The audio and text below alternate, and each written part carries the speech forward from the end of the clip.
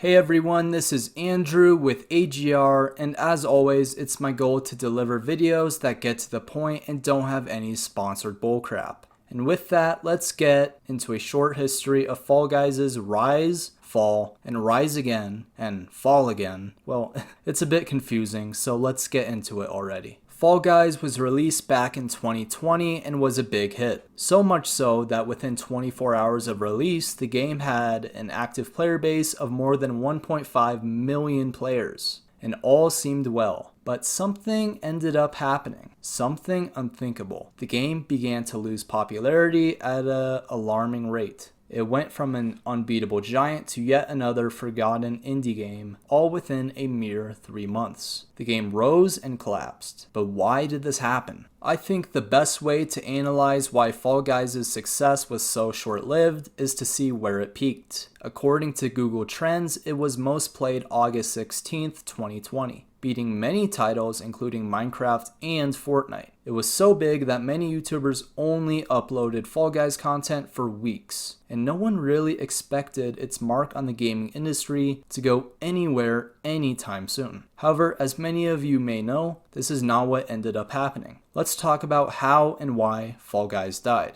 Now, a few things I would like to mention that I feel we need to go over in order to give a fair representation of what actually happened. Number 1. Fall Guys was free on PS Plus. This may seem like a drop in the bucket, however this is simply not the case, considering Fall Guys was only released on PlayStation and PC. This was one half of the player base that had the opportunity to get the game completely free, and considering its popularity at the time, it made a big difference in the player base. Actually, according to Sony, Fall Guys was the most downloaded game in PlayStation Plus history. While Sony did not give any numbers or further information, I would argue that it's probably over a couple million downloads, which is just mind-boggling. Number 2. Fall Guys is a paid game. Fall Guys have been selling for $20 on all platforms, and this in itself seems rather fair. However, there is a problem. Indie games have many things that slow them down compared to any AAA title.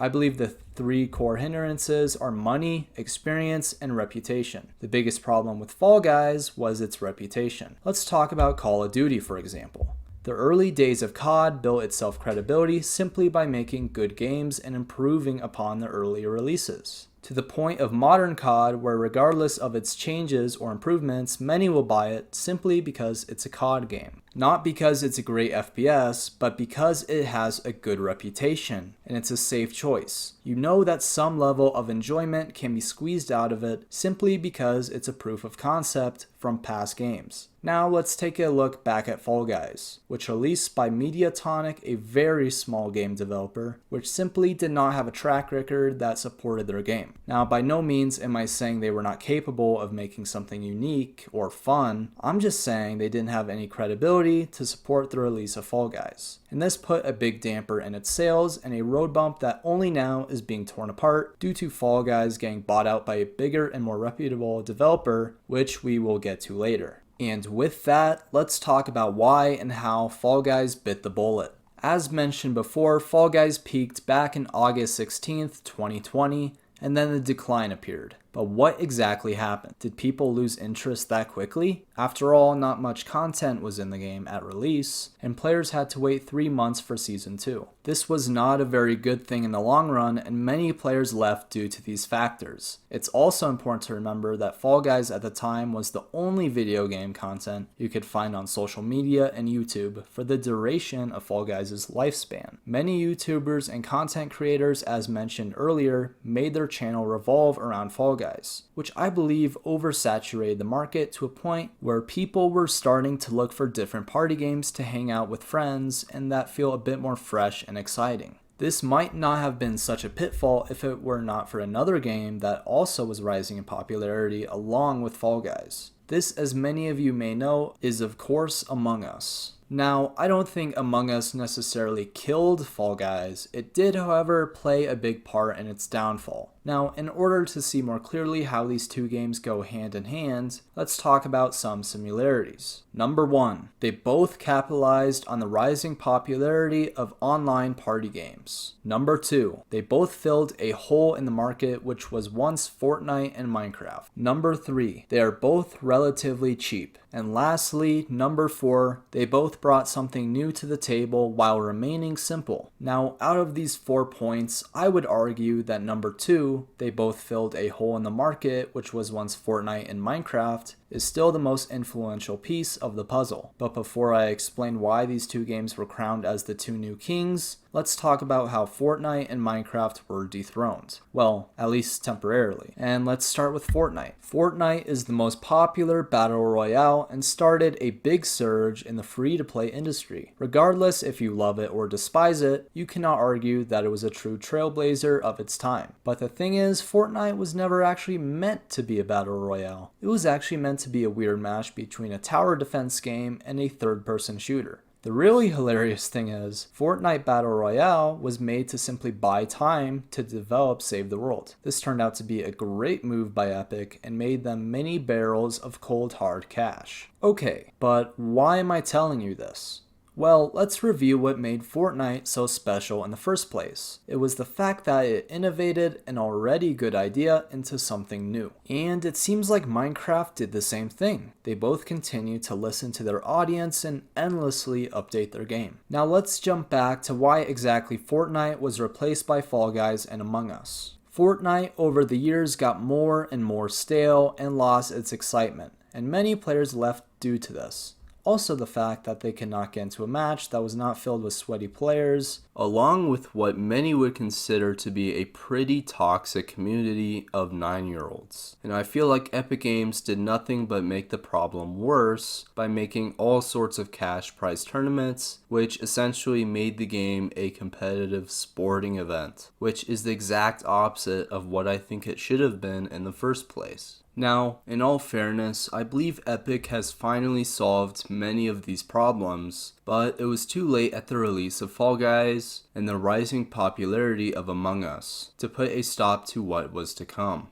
Anyway, let's talk about how Minecraft fell short and lost its crown. While I don't think Minecraft had all the same problems as Fortnite, it did share one in common. Both Minecraft and Fortnite have gone stale and left even the most loyal fans wanting something more. Something that simply did not exist at the time. Both games were starting to become a hollow shell of what they once were. This of course made a rather large gap in the multiplayer party game industry.